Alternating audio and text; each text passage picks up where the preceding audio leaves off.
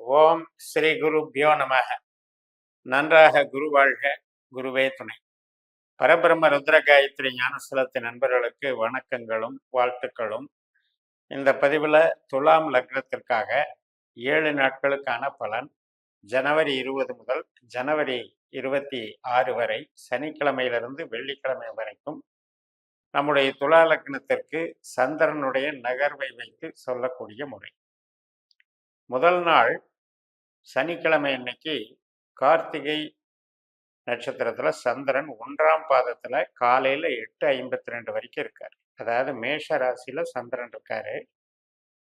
8:52 அப்புறம் ரிஷப ராசிக்கு போயிடுறார். அப்ப 7ஆம் பாவத்துல இருக்கிற சந்திரன் 8ஆம் பாவத்துக்கு போயிடுறார். இந்த 7ஆம் பாவத்துல இருக்கும்போது ஒரு சுப விளைவுன்னு எடுத்துக்கலாம், லக்னத்திற்கு ஒரு பார்வைன்னு எடுத்துக்கலாம், அதே நேரத்துல ஒரு பலத்தோட இயங்குது அப்படின்றதையும் பொருள் வச்சுக்கலாம். இப்ப சூரியன் எங்க இருக்காரோ அதனுடைய பலாபலனையும் இந்த நாள்ல நமக்கு பலனா அனுபவிப்போம். சூரிய கிரகமானது நமக்கு உத்திராட நட்சத்திரத்துல மகர ராசியில தன்னுடைய சொந்த நட்சத்திரத்துல நம்முடைய லக்னத்திற்கு 4ஆம் வீட்டுல இருக்கார். அதனால நமக்கு உற்பத்தி சார்ந்த துறை, பதவி, நம்முடைய இடம், பூமி, வாகனம், விவசாயம் மற்றும் அதிகாரம் மிகுந்த அத்தனை தொழில் அமைப்புகளுக்கும் இது பலத்தை கொடுக்கிறது. ஆனால் அதே நேரத்துல 8ஆம் வீட்டுல சந்திரன் போறாரு இல்லையா, காலையில 8:52க்கு மேல 8ஆம் வீட்டுக்கு போறாரு. அப்ப சந்திரனுடைய ஈடுபாடுல கொஞ்சம் தடுமாற்றம் இருக்கும், தொய்வு இருக்கும். சந்திரன் என்பது என்ன அப்படின்னா நம்மளுடைய மனசு. அப்ப சந்திரனுடைய பலம் என்பது 8ஆம் பாவத்தை பொறுத்து அது மாறுகிறதுங்கும் போது அது ஒரு லக்னத்திற்கு தீங்கு விளைவிக்கக்கூடியது, லக்னத்திற்கு சுயபலத்தை தடை செய்யக்கூடியது. அதனால என்ன ஆகும் அப்படின்னா, இன்வால்மெண்ட்டு நம்ம பண்றதுல பவர் கம்மியா இருக்கும். அதாவது ஒரு கான்சன்ட்ரேஷன் பண்றதுல அதிகமா பண்றதுக்கும் கம்மியா பண்றதுக்கும் வித்தியாசம் இருக்கு. கவன குறைவா செயல்பாடுகள் செய்யறதுல வித்தியாசம் இருக்கு. அந்த மாதிரி அந்த 8ஆம் பாவத்தை நம்ம பொருள் கொள்ளணும். இப்ப துலா லக்னத்துக்கு எடுத்துக்கிட்டீங்கன்னா ரிஷப ராசியில சந்திரன் போகக்கூடிய 2.25 நாளும் 8ல இருக்கிறாருன்னு தான் அர்த்தம். சந்திரன் அந்த 2.25 நாள் நம்மளது மனசுக்கு சங்கடங்களை தரக்கூடிய நிலைப்பாடை வச்சிருக்கார் சந்திரன். ஆனால் அது ஒவ்வொருவருக்கும் அவங்கவங்க ஜாதகப்படி எந்த நட்சத்திரம் அன்னைக்கு நடக்குதோ அந்த நட்சத்திராதிபதியினுடைய சுபத்துவம் பாபத்துவத்தை பொறுத்து தான் பலன்கள் இருக்கு. ஆனாலும் கூட 8ல சந்திரன் என்பது புது காரியங்களுக்கோ அல்லது நமக்கு ஆதிக்கம் பெற்ற ஒரு பலன்களை பெறுவதற்கோ உசிதமான ஒரு பலம் பெற்ற ஒரு அமைப்பு கிடையாது. அதை நம்ம மனசுல வச்சுக்கணும். அதனால புகழ், கௌரவம், அரசு வழி ஆதாயம், பெரிய மனிதர்களுடைய துணை இதெல்லாமே இருக்கும்னு வச்சுக்கலாம். ஜனவரி 21 ஞாயிற்றுக்கிழமை அதே 8ஆம் வீட்டுல ரிஷபராசியில ரோகிணி நட்சத்திரத்துல சந்திரன் போறாரு. ரோகிணி என்பது சந்திரனுடைய நட்சத்திரம் தான். அப்ப சந்திரனுடைய ஆதிபத்திய வீடான கடகம் நம்ம லக்னத்துக்கு 10ஆம் வீடான தொழில் ஸ்தானமாகுது. அதனால நம்முடைய உழைப்புக்கும் நம்முடைய ஈடுபாட்டுக்கும் நம்முடைய அங்கீகாரத்திற்கும் ஒரு பாசிட்டிவ் எனர்ஜி கிடைச்சிக்கிட்டே இருக்கும். ஏன்னா அந்த 10ஆம் இடத்துக்கு ஒரு பலம் சேர்க்குதுன்னு நம்ம வச்சுக்கணும். அதுக்கு அடுத்த நாள் ஜனவரி 22 மிருகஸ்ரீஷ நட்சத்திரம். அதுல 2 பாதம் ரிஷபத்துல இருக்கும், 2 பாதம் மிதுனத்துல இருக்கும். ரிஷபத்துல இந்த மிருகஸ்ரீஷ நட்சத்திரத்துல பகல் நேரத்துல போறதுனால நம்ம செவ்வாயை போல பலன் கொடுக்கும்னு எடுத்துக்கணும். இந்த செவ்வாய் கிரகம் பூராட நட்சத்திரத்துல இருக்காரு, அதாவது தனுசு ராசியில இருக்காரு. சுக்கரனுடைய நட்சத்திரம் அது. புதனும் அதே நட்சத்திரத்துல சேர்ந்து இருக்காரு.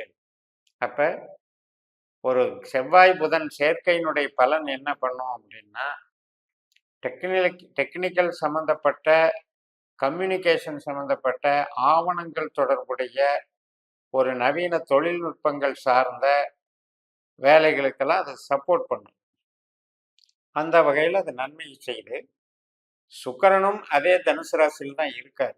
அதனால நமக்கு இடமாற்றம், ஒரு பத்திரப்பதிவு, ஒரு பிரயாணம், ஒரு நபரை சந்திக்கிறது, இளைய சகோதரம், சகோதரி, இந்த வகையில எல்லாம் நன்மைகளை செய்யும். அதனால ஒரு 3ஆம் இடம் என்பது தைரியத்தை கொடுக்கக்கூடும். நமக்கு யாராவது ஒரு ஹெல்ப் கொடுக்கக்கூடியும், ஒரு லிங்கை ஏற்படுத்திக்கிட்டே இருக்கும். ஒரு காரியம் செய்யறதுக்கு ஒரு தொடர்பு, அதற்குரிய நபர்களை தொடர்பு கொள்வதற்கு இது பயன்படும். அடுத்த நாள் 23ஆம் தேதி செவ்வாய்க்கிழமை, திருவாதிரை நட்சத்திரம். இப்ப சந்திரன் வந்து ரிஷப ராசியிலிருந்து மிதுன ராசிக்கு 8ஆம் வீட்டிலிருந்து 9ஆம் வீட்டுக்கு மாறி விடுகிறார். அப்ப பாக்கியஸ்தானத்துல சந்திரன் ராகுவை போல செயல்படுகிறார்.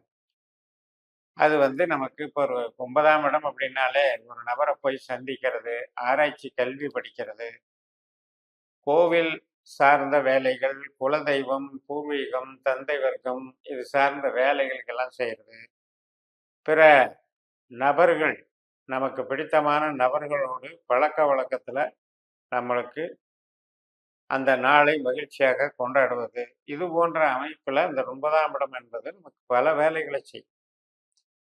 அப்ப அந்த வகையில ராகுவை போல அது இயங்குறதுனால, ராகு வந்து ஒரு பிரம்மாண்டமான ஒரு திங்கிங்கை கொடுக்கும். அவர் வந்து நம்மளுடைய வேலை வாய்ப்பு ஸ்தானத்துல 6ஆம் வீட்டுல இருக்கிறதுனால, ஒரு வேலை சார்ந்த புது நபர்கள் சந்திப்பெல்லாம் உருவாகும். அக்கவுண்ட்ஸ் சம்மந்தப்பட்டது, ஆடிட்டிங் சம்மந்தப்பட்டது, அதே போல லாஜிஸ்டிக்ஸு, டிரான்ஸ்போர்ட்டு, இந்த வகையில் எல்லாம் ஒரு மேன்மைகள் நடக்கக்கூடிய நல்ல நாளாக எடுத்துக்கலாம்.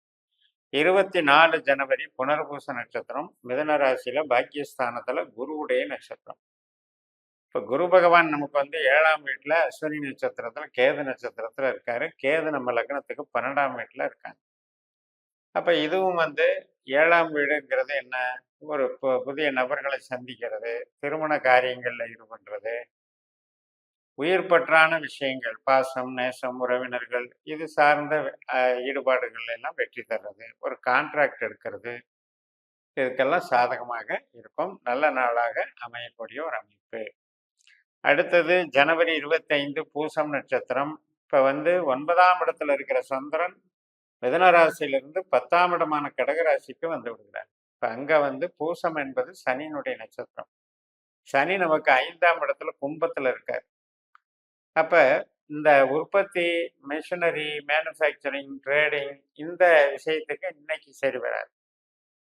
ஏதோ ஒரு முடக்கம் அல்லது அதுல வந்து ஒர்க் இல்லாம இருக்கிறது, அது வந்து ஐடியலா இருக்கிறதுங்கிற மாதிரி அது வேலை செய்யும்.